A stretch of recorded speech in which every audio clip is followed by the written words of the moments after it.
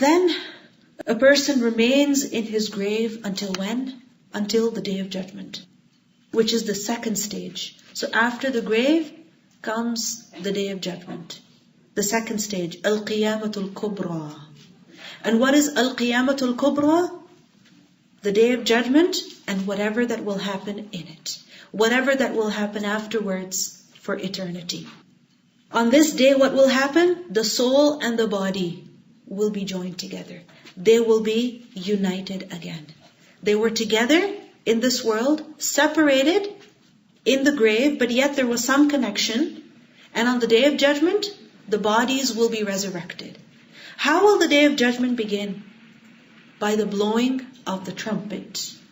An-nafkh fi s-sur, the blowing in the trumpet. And the trumpet will be blown how many times?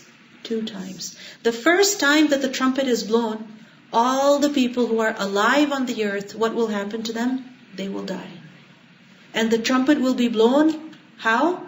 All of a sudden, without any warning. Because the angel that is appointed over the trumpet is standing at this moment, right now, he is standing with his head bent forward, his mouth placed on the trumpet, and he's just waiting for the command, blow. And as soon as he will be given the command, he will blow instantly. The Day of Judgment will happen without warning. It will come without warning. While the people are engaged in regular business. From Hadith we learn a person will have spread out his cloth in order to sell it, and the other will be just about to purchase it. But they will not be able to conclude that transaction.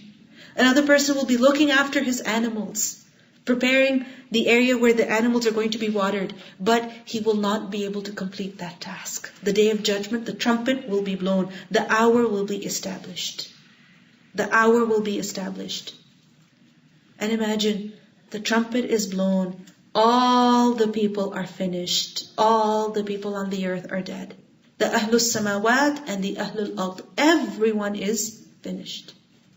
And who is there? Only Allah subhanahu wa ta'ala. كل من عليها فان ويبقى وجه ربك ذي الجلال والإكرام. His face shall remain. He will remain. Everyone else finished. And it's not just that the souls will end, will be taken away, meaning people will be given death, but it also means that this entire earth will be changed. The samawat, the ard, everything will be changed. In the Quran we learn, يَوْمَ تُبَدَّلُ الْأَرْض غَيْرَ الْأَرْض. This earth will be completely changed.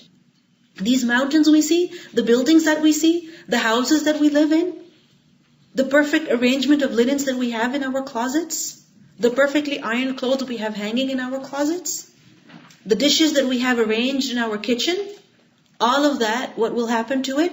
كَلَّا إِذَا دُكَّتِ الْأَرْضُ دَكًّا دَكًّا. When the earth will be pounded and grounded and shattered and crumbled. Finished. Finished. Everything crumbled. In the Quran we learn that you will see the earth as if it is a plain. You will not see on the earth any iwaj.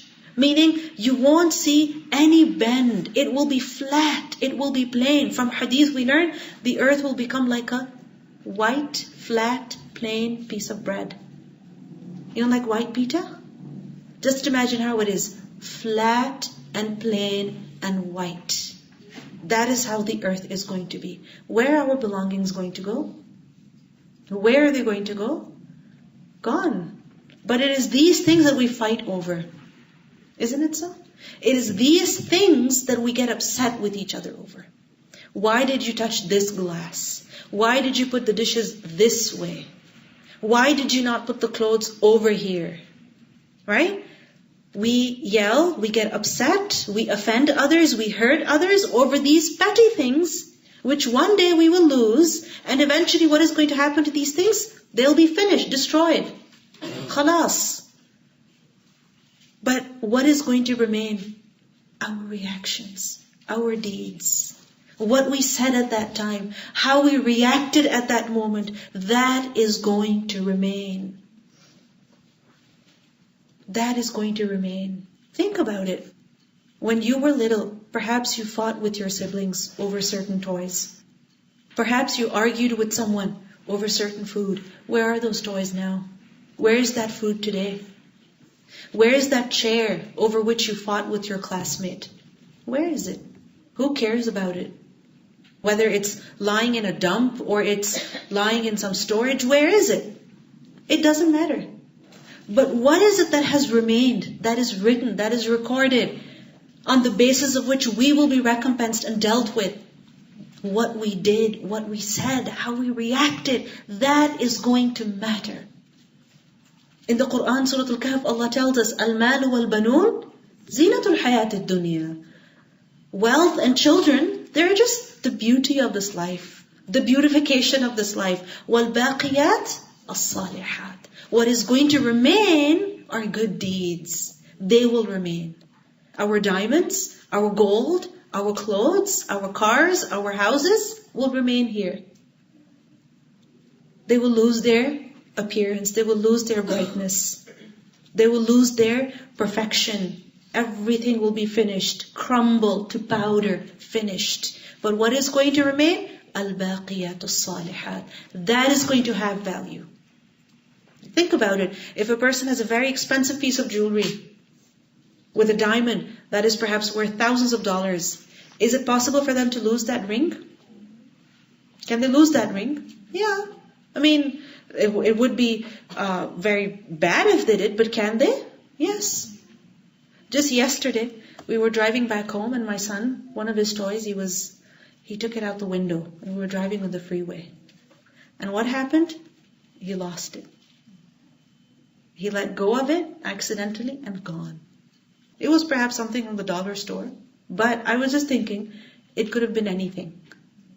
If you put a phone there, if you put an expensive ring over there and you let go of it, it's gone. And who cares? Whether it ends up on the road and a truck drives over it and it's gone, who cares? Even in this life we see that the things of this world really, they don't matter that much. Because you can easily lose them. You can easily lose them. They can completely be destroyed. Don't we see big garbage trucks every week driving in front of our house? Every week. What are they collecting? Garbage. What was that garbage? The things that we brought into our house so happily one day. Isn't it? It is the things that we brought into our house so happily. I got the best deal. I bought this for this much money only. So cheap, so good. And what happens? Eventually one day, it is thrown in the garbage. Because where else does that garbage come from? We bring it, right? We use it. And then when it's done with, then we dispose of it. We throw it in the garbage. But that one day, we were the proud owners of that object. And here we are getting rid of it ourselves. Ourselves. So the things of this world, they will finish. What matters is our actions. So the first blowing of the trumpet, everyone will finish. And then we learn in Hadith that a period of 40 will pass. How long is that period of 40? Is it 40 minutes, 40 days, 40 years, 40 centuries? Allahu A'lam. But after that will pass, the trumpet will be blown again, a second time. فَإِذَا هُمْ قِيَامٌ يَنْظُرُونَ. And then all people will get up. They will rise from their graves. They'll be resurrected.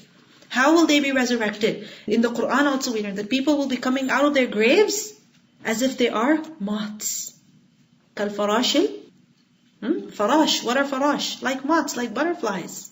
So many of them. So many of them. People coming out of their graves. Out. I remember once we were at a beach and it was a turtle beach. And basically, in a turtle beach, what happens is that the turtles come in a particular season and they lay their eggs deep in the sand. And when the eggs hatch, then the baby turtles, they just crawl out of the sand and they head towards the water right away. And over there we saw that happening.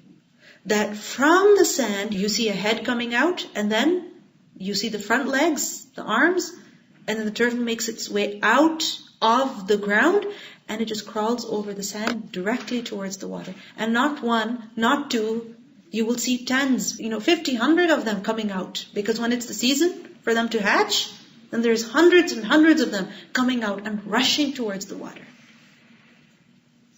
And that scene reminded me that imagine how the Day of Judgment will be. It is not the turtles that are coming out, people that are coming out. People that are coming out, resurrected, their bones, their flesh, everything put back together. And they'll be coming out of their graves. Going towards what? Towards the mahshar. Towards the area where the hisab is going to be taken place. So ba'ath will take place. After the nafkh fi sur is al-ba'ath, the resurrection. And we learn in Hadith that people will be resurrected how? How will they come on the Day of Judgment? Each person will be alone. Imagine in that huge gathering, each person is alone. Have you ever felt like that? In a huge gathering, you feel alone. When is it that you feel like that? For instance, if you're traveling all by yourself in an airplane, the airplane is full, but it's full of who? Strangers. They don't know you, you don't know them. So even if you are really tired and you want somebody to hold your bag for a few minutes, will you talk to somebody? Will you ask them to hold your bag? No, you won't. Because in that huge crowd, you are all by yourself. So on the Day of Judgment also, what's going to happen? Every single human being will be present, but every person will be alone. Because people will be avoiding each other. No person is going to help another. Alone, unaccompanied, furada. In the Quran we learn, you will come to us furada, alone, individually. كَمَا خَلَقْنَاكُمْ, just as we created you, أَوَّلَ مَرَّةٍ. Just as when we came to this earth, we were alone. On the Day of Judgment, when we come out of our graves, we will be alone. So people will come alone. How? Barefoot. Nothing in their feet. No shoes, no sandals, no socks, nothing. These same feet that we worry about so much sometimes, that we spend hours trying to get them to look nice and beautiful and pretty. I'm not saying it is wrong. It is fine as long as what is important is also being done. As long as what is important is not being neglected. So a person will come how? Alone and bare feet. Empty-handed. Nothing of their worldly possessions with them. No money, no bank card, no passport, no pass, nothing at all. Alone, no cell phone. Empty-handed, naked, without any clothes. Imagine the poverty of people at that time, that they will not even possess any clothes. And also uncircumcised. That the men will be resurrected how? Uncircumcised. What does that mean?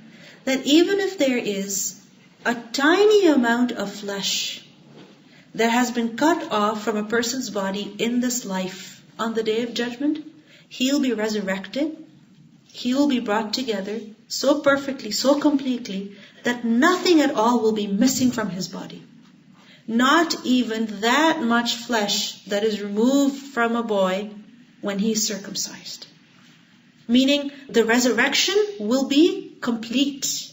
People wonder, how is it that we'll be resurrected? What about my hair and my skin? When I've been in the soil, in the earth for hundreds and thousands of years, how is it that the body will be put back together? Allah is qadir. Allah is fully capable. Don't we see every year in the winter that the trees go completely barren? There's not even a flower, not even a leaf, nothing green on the tree. But what happens to the same tree? What happens? It has as many leaves as it had before. In fact, it has more the following year. Why? Because it has grown even more, even taller, even bigger. So the people will appear like this before Allah subhanahu wa ta'ala on the Day of Judgment. And everyone will come before Allah. Why? For the purpose of hisab. But will the hisab begin immediately? No. It will not become immediately. People will have to wait for a very, very long time. And it is in the hashr, in that great gathering, that already people will begin to see the recompense of their deeds. So for example, a person who does not pay zakat on his wealth, on his gold, on his silver. In Surah At-Tawbah we learn, يَوْمَ يُحْمَى. It will be heated up in the hellfire. And then it will be, imagine that molten. It will be applied on the foreheads of people, on the backs of people. Why? هَذَا مَا كَنَزْتُمْ لِأَنفُسِكُمْ. This is what you hoarded for yourself. You hoarded for yourself. You didn't spend in the way of Allah even a little bit. Today you see its end. Today it is going to torment you. Likewise, if a person has stolen something. So for instance, if a person has stolen an animal, that animal will trample him. That animal will be on his head, calling out to everybody, I am that wealth which he stole. It will humiliate a person in the mahshar, in that great gathering. Imagine the humiliation. It is over there that people will be fighting and arguing with one another also. For example, the leaders and their followers will be fighting with one another, arguing with one another, blaming each other. The followers will say, you led us astray, it is your fault. The leaders will say, no, we didn't lead you astray, we didn't force you, it was your decision. People will be arguing with shaitan, blaming shaitan. But will that help at all? No. And each person will be resurrected how? The way he died. Each person will be brought out on the day of judgment in the manner that he died. So for example, a shaheed, a person who died in the way of Allah, he will be resurrected with blood still on his body. Flowing off of his body, dripping from his forehead. But that blood will have the most beautiful fragrance. It will have the most beautiful fragrance. So the way a person dies, that is how he will be resurrected on the day of judgment. Some people who are very arrogant, who refuse to humble themselves, they will be resurrected in the form of ants. So small, so humiliated, so disgraced. That is how they'll be resurrected. And the first person to be clothed will be who? Ibrahim alayhi salam. Then after the resurrection will be ash-shafa'ah, the intercession. Which intercession? Ash-shafa'atul kubra. Because like I mentioned to you earlier, hisab will not begin immediately. People will have to wait for a long time. And they'll be waiting for so long, they'll be so distressed because of that they will say, we don't care if we're sent to hell, we just want to get out of here. People will rather go to hellfire than wait in the mahshar. They'll be so exhausted. People will be drowning in their sweat. So what is going to happen then? The Prophet ﷺ is going to intercede. But before that, let me describe to you the scene of how people will be, because of which they'll be so desperate that the judgment begin, even if we're going to be sent to hellfire. We learned that the sun will be brought very, very near. When the people are going to be in the mahshar, the sun is going to be brought very near. And because of that, imagine the heat. Imagine the heat. People will have no shade. There's no tree, no building, no umbrella, nothing at all. People will bring no possession, nothing. So what is it that's going to shade them? They will have nothing. But in Hadith we learn that certain people will be provided shade that day. Under whose shade? The shade of Allah subhanahu wa ta'ala. يَوْمَ لَا ظِلَّ إِلَّا ظِلَّ. On the day when there will be no shade except His. In a Hadith in Bukhari we learn that 7 types of people will be given this shade. 1, a just ruler. Or a just imam, meaning the one who is in position of authority, but how is he? Just and fair with his subjects. Whoever those subjects are. So the person who is just. Secondly, a youth who grows up worshipping Allah subhanahu wa ta'ala. But unfortunately, when we look at our children and our youth, we say, they're children, let them enjoy. Isn't it too early for them to start learning how to read the Quran? Isn't it too early for them to start dressing up this way? We say, let them be kids.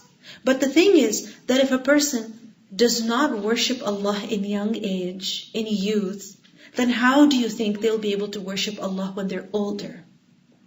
But when our children are young, we pity them. Let them sleep. It's okay if they miss their fajr. At least they're praying 4 prayers.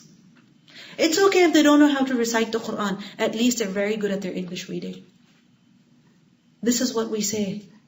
But the thing is that the person who worships Allah in their youth, they're able to worship Allah when they're older.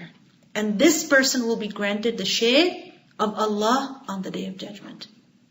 Recently I was listening to a commentary for this hadith, and the Shaykh was saying that it is necessary that little children are taught from a young age what they're supposed to do. So for example, he mentioned about little girls, that they should be taught how to dress up appropriately even from a young age. Why? Because what they will wear as children, that is what they will begin to like as they grow older. And if that is what they like, that is what they will wear. Then hijab will be difficult. Then haya will not come naturally. So based on this, he said that children should be taught from a young age.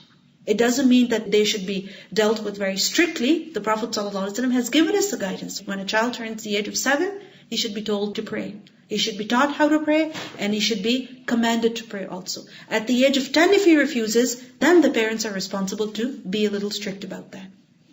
But a youth who grows up worshipping Allah will be given the shade of Allah on the Day of Judgment. Those of us who are young mothers might think that we are being harsh with our children. This is not harshness. This is not strictness. Alright? This is the correct kind of tarbiyah. And those who are young, they might feel that, oh, we're so unfortunate. If only my parents weren't this religious, I could have gone out without this hijab also right now. You're very fortunate. You're very fortunate that at Fajr time, your mother wakes you up. You're very fortunate that somebody reminds you at Maghrib that you have to pray your salah. You're very fortunate that somebody tells you in the morning, in the evening, to do your adhkar. Because how many people there are whom no one reminds. So if in your youth you're able to worship Allah, that's the best blessing you could get. Thirdly, a man whose heart is attached to the masjid. Attached to the masjid. He prays one salah and he's eagerly waiting for the next. And he's eagerly waiting for the next.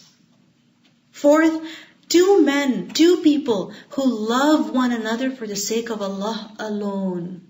The only reason why they meet is for the sake of Allah. And the only reason why they will depart is for the sake of Allah. For the sake of Allah they meet, and for the sake of Allah they depart. Fifth, a man who refuses the advances of a noble and beautiful woman. A noble and beautiful woman. He refuses her saying, I fear Allah. Sixth, a man who gives sadaqah and conceals it so that his left hand does not even know what his right hand has given. Meaning so secretly he gives sadaqah. So secretly. That even he doesn't have any idea about what he's put in the box. Even he doesn't know about what he is given in charity. His left hand doesn't know. The people who are living with him, who are standing next to him, even they don't know if he gave in charity or not. Sadaqah, he gives sadaqah secretly. Why? For the sake of Allah. His love for Allah. And seventh, a man who remembers Allah when he is alone and his eyes overflow with tears. So, from these 7 types, what is it that we can do? What is it that we can do so that we can be hopeful that inshallah, Allah will grant us shade on the Day of Judgment? What is it that we can do? We can try to give sadaqah secretly. We can remember Allah when we are alone. Because typically when we are alone, who do we remember? Our family.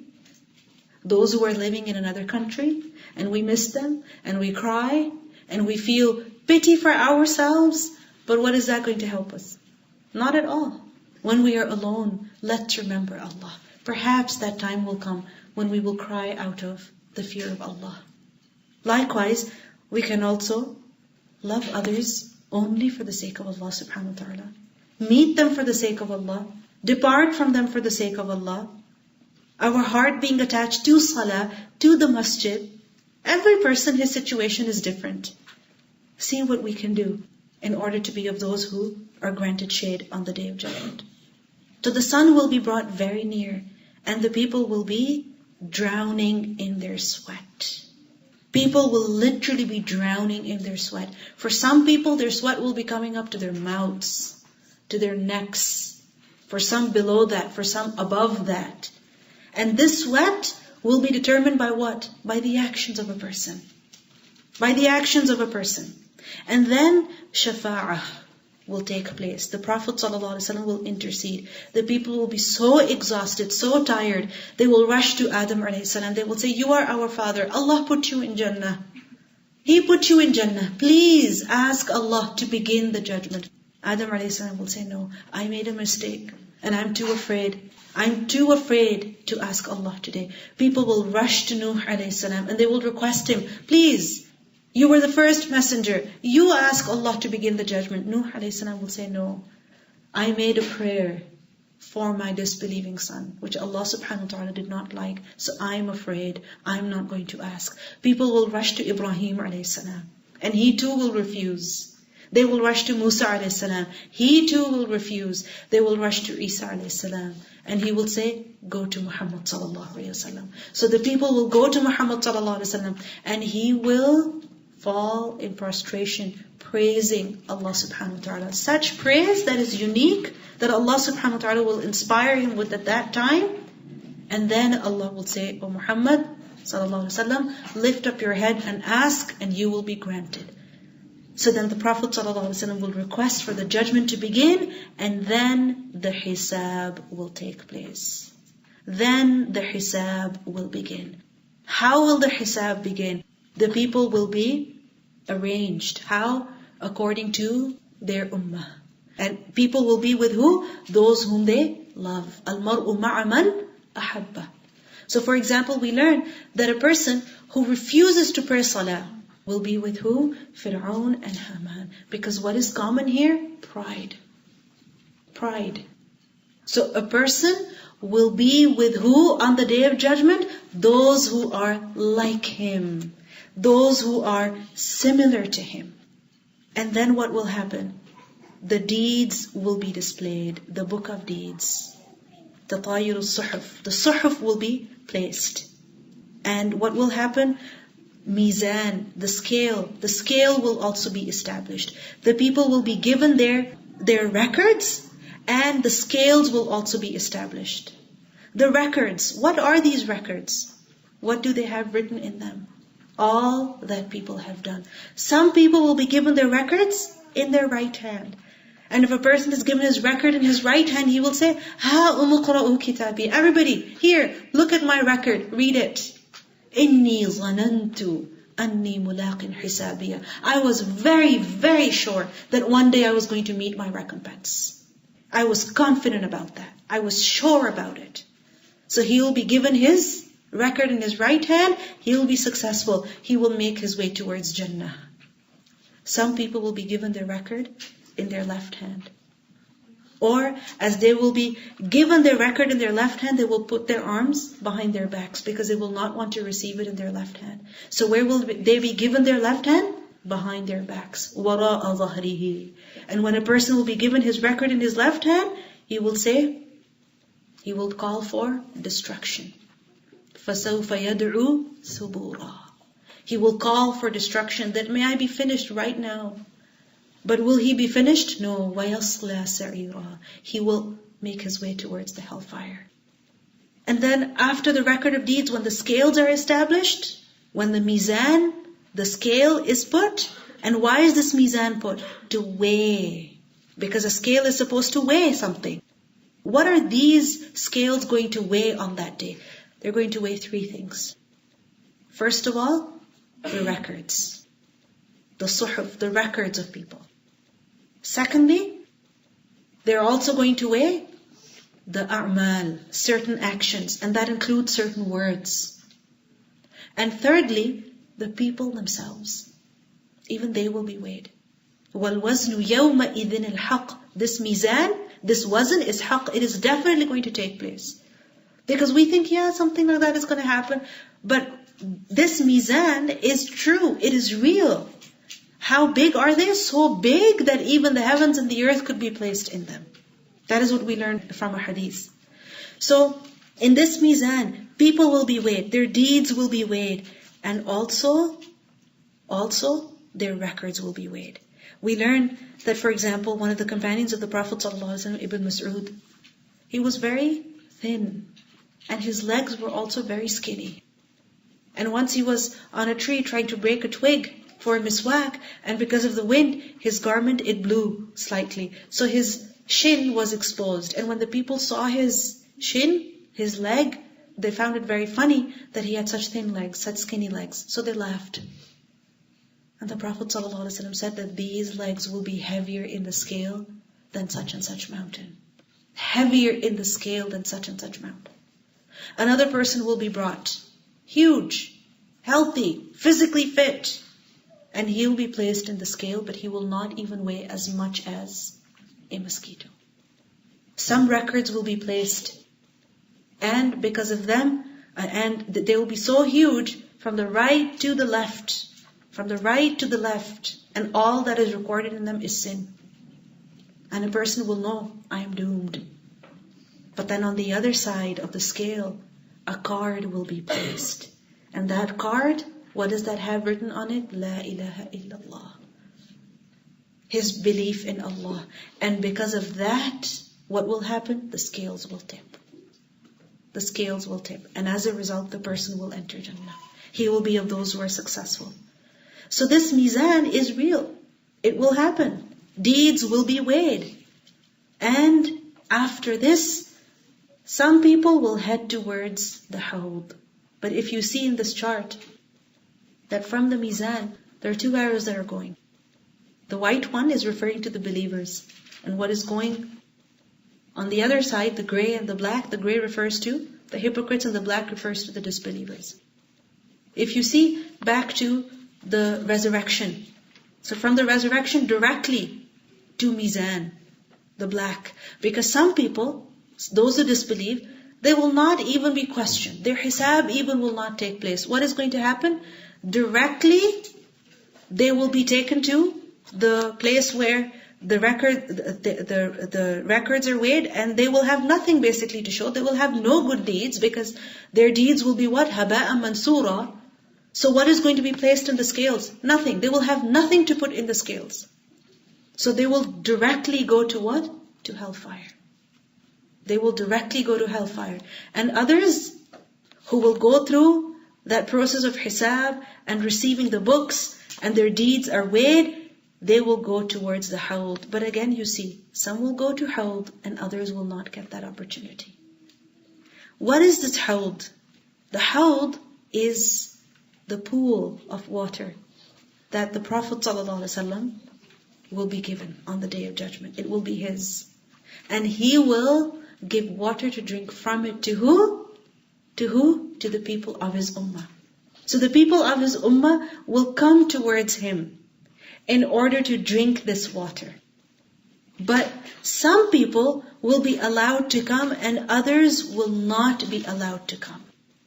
They will be pushed away. They'll be told, keep away, keep away. The Prophet ﷺ will say, these are the people of my ummah. But he will be informed, you don't know about what these people invented after you. So the Prophet ﷺ will also say, suhqan, suhqan, get away, get away. So they will not be able to drink from the Hawd. What is this Hawd? Remember that on the Day of Judgment, in the mahshar, the sun will be very close. People will be thirsty. They will be hot, exhausted. It's a long, tiring journey. And there's more that is to come. So the Hawd is where the people will drink from. The people of the Prophet ﷺ's ummah. The source of this Hawd is a river in Jannah.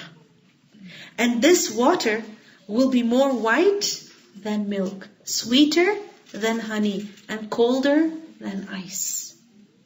Has there ever been a time when you're really thirsty and you get something that looks good, tastes good, and it's also cold? Perfect cold. So that you have a sip of it and you're good. So the people will be given to drink from it in cups. The Prophet ﷺ himself will serve them. Himself, he will serve them in cups. How many cups are there? As many as the stars. As many as the stars. So many cups. And he will give to drink. A person who drinks from it once, he will never become thirsty again. Never ever. But who is it that will be served this water by the Prophet ﷺ? The one who follows the Prophet ﷺ. The one who drinks from his sunnah today. follows that sunnah, follows his uswah today, he will be given water by the Prophet ﷺ on that day. And those who belittle the sunnah, it's only a sunnah. Who cares? It's not fard. So what if the Prophet ﷺ said or did it? I'm not going to do it. Where is it mentioned in the Quran? Those who belittle the sunnah, who innovate new things, then what is going to happen as they approach the hawd? They will not be allowed to drink from it. It is an honor that will be given to who? Those who drink from the sunnah today. Those who follow the sunnah today. After the hawd, what is going to happen? Another test. Another test. For who? For the believers. When Allah subhanahu wa ta'ala will draw the believer very, very close to Himself. And He will remind him of the blessings that He gave him. He will remind him of the sins that he committed. And the believer will confess that, yes, oh Allah, I did this, I did this, I did this, I was wrong, I was at fault. And then what will happen? Allah subhanahu wa ta'ala will say that I concealed all of this for you in the world, and today I forgive them for you. قَدْ سَتَرْتُهَا لَكَ فِي الدُّنْيَا وَأَغْفِرُهَا لَكَ الْيَوْمِ. And today I will forgive them for you. Today I forgive you. But who is it that will be asked and questioned so privately, so that his sins are not publicized and he is not humiliated before others? The one who does not highlight the sins of others today. The one who respects others today, does not highlight their sins today, does not smear their image today, then Allah subhanahu wa ta'ala will honor him tomorrow. And others whose entire focus is on highlighting the mistakes of others and publicizing them and spreading them and humiliating them in whatever shape, way or form, then on the Day of Judgment what is going to happen? Such people are going to be disgraced also. Conceal the sins of others today so that our sins are concealed tomorrow. Forgive others today so that Allah forgives us tomorrow. So Allah subhanahu wa ta'ala will make the believer confess his sins. But who will confess his sins? The one who confesses them today. If today we come up with one reason after another, one justification after another for not obeying Allah subhanahu wa ta'ala, then on the Day of Judgment when Allah asks us, do you think we'll be able to say, yes Allah, I committed this sin? If right now we are not saying, I am wrong, and oh Allah, I am sorry, astaghfirullah wa atubu ilay, I do tawbah from this sin, on that day when we're facing Allah, you think we can admit our sins then? It's not going to happen like that. It's not going to happen like that. If we return to Allah today, if we admit our faults today, أَبُوءُ لَكَ بِنِعْمَتِكَ عَلَيَّ وَأَبُوءُ بِذَنْبِي, I confess my sins. Then on the Day of Judgment, a person will also be able to confess his sins before Allah. And Allah will honor him with forgiveness. Is the journey over? No. Now people will head towards the sirat, the bridge. And this bridge is placed over what? Over the hellfire. And this bridge, sharp and thin, every individual is going to cross. But you see, some people, they are not going to go over the bridge. They directly go to hellfire. And who are they? Those who disbelieve. Their deeds carry no weight. They're not going to be asked by Allah. Allah will not even speak to them. He will not even look at them. He will not even speak to them. Imagine. They will go directly to hellfire. And others, they will go through this process. And then they will reach the sirat. And they will cross the sirat, this bridge that goes over hellfire. وَإِن مِّنكُمْ إِلَّا وَارِدُهَا. And there is none of you except that he will come to it. Every single person will come to it. He will have to cross it. A bridge between paradise and hell. And people will cross this with light and with speed. Meaning people will have their own light that will assist them in crossing the bridge. And they will also have their own speed. And this will be determined by what? Their deeds in this world. Some people will cross the bridge with so much light that it will be like tall towers. And speed like that of lightning or even faster. Some people will cross the bridge in the blink of an eye. Blink your eye. How long does it take? Less than a second. Some people will cross the bridge like that. Others will cross the bridge like lightning. Others will cross the bridge like fast wind. Others will cross the bridge like a fast horse or a camel. Some will run, some will walk, some will crawl, and some will fall. Some will not be able to cross. As they will begin to cross, they will fall. People will have their own light. Some will have light like a tall tower. And others, their light will be just at the tip of their toe. Just at the tip of their toe. Just that much light. Just imagine, with that much light, they will be crossing the bridge. A bridge that is so difficult to cross. And this bridge, it's not just plain. No, there are hooks on the side. On the one side, amanah, trusts. On the other side, sila, blood relationships. So what will happen? A person who has been negligent with regards to his amanat, then what will happen? Those hooks will come and cause him to fall. If a person has been severing ties with his relatives, not speaking to one uncle, to an aunt, to mother, to brother, to son, then what is going to happen? Those hooks are going to come and cause him to fall in the fire of hell. And who are these people? These are perhaps some of them who have had water from the hawd. Imagine. We think if we are going to cross one step of this journey safely, we're making it to Jannah for sure. There's many, many steps in this journey. It's a long, difficult journey. And eventually when people will cross the sirat, do they enter Jannah then? No.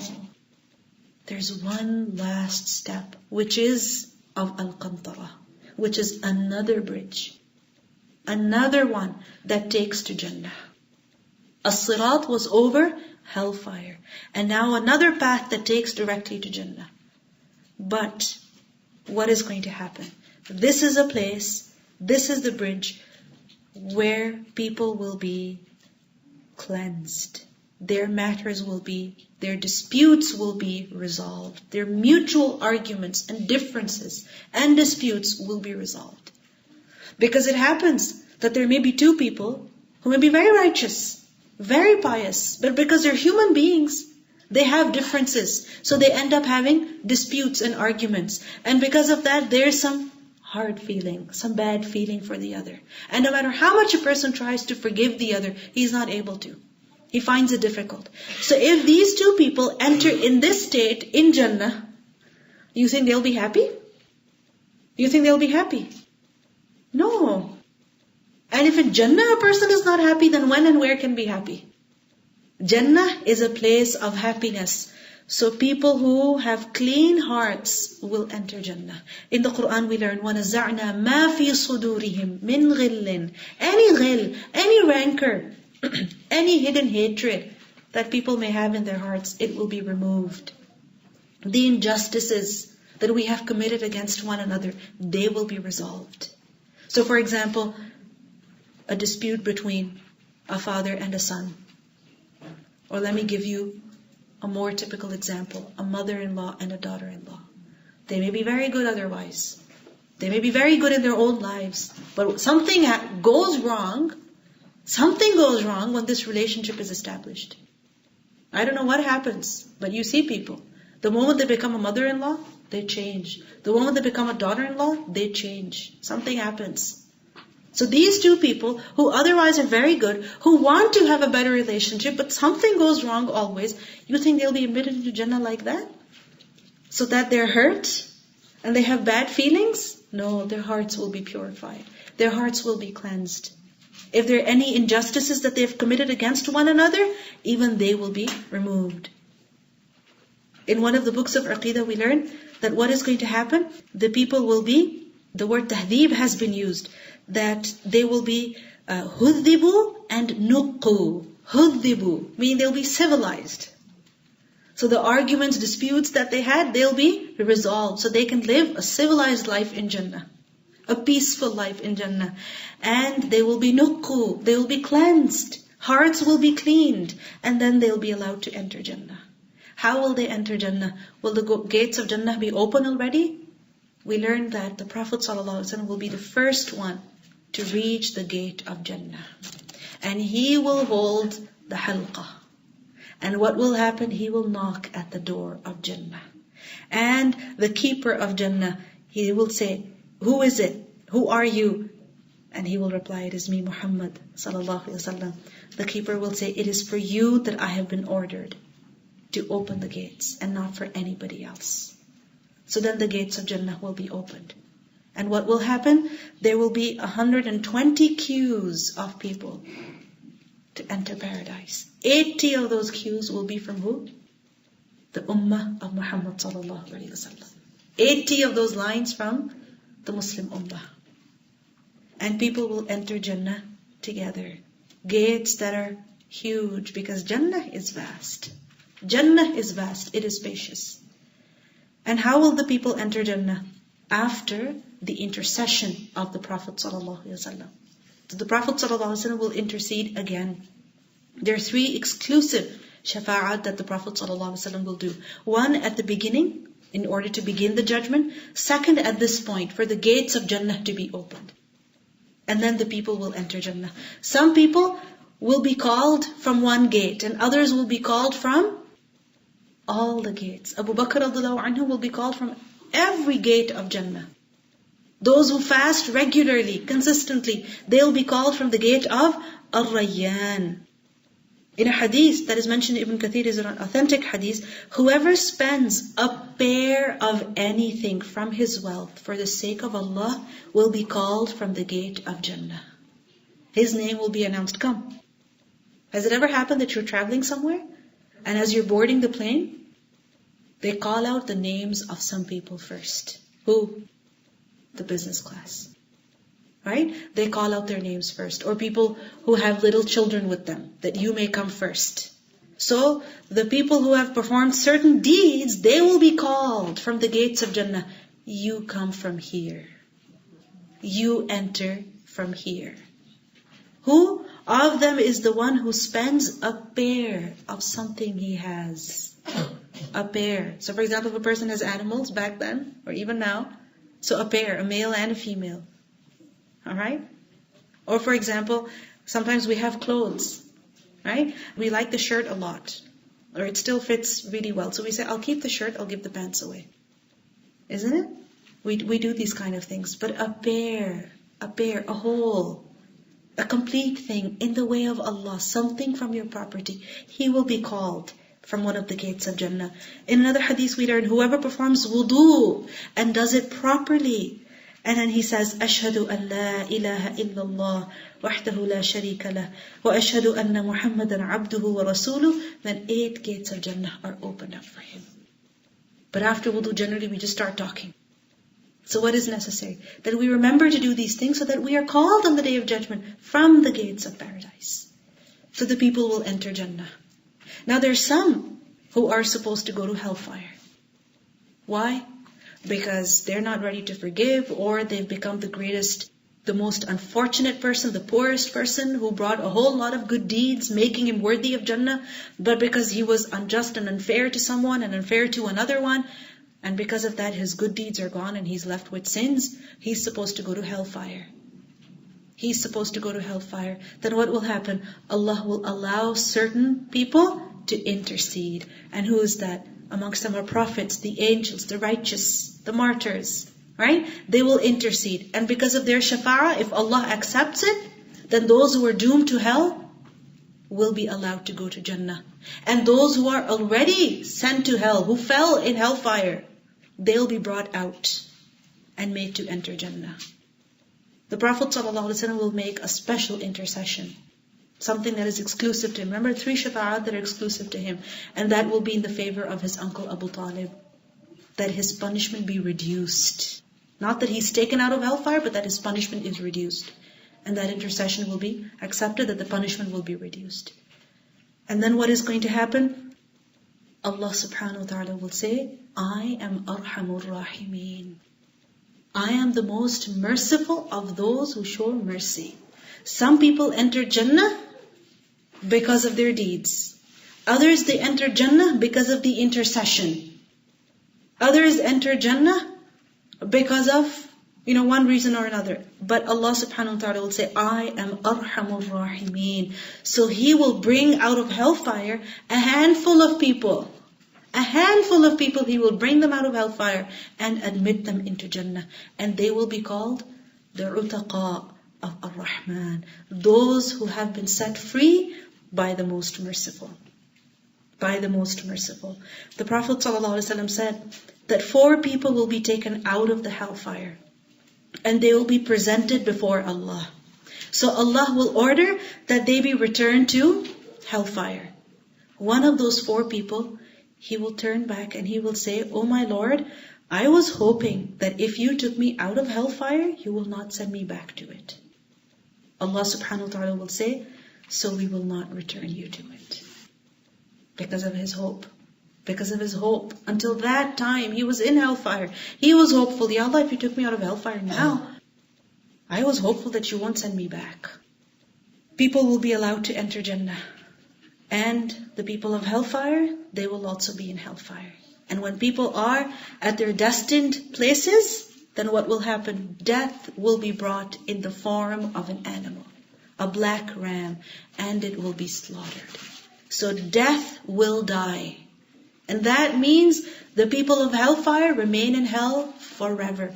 And the people of Jannah, they will remain in Jannah forever. Forever. That will never, ever end. So this is the greatest reality that we all have to meet, that we all need to prepare for. May Allah subhanahu wa ta'ala grant all of us light in our graves, light on the Day of Judgment, on the bridge.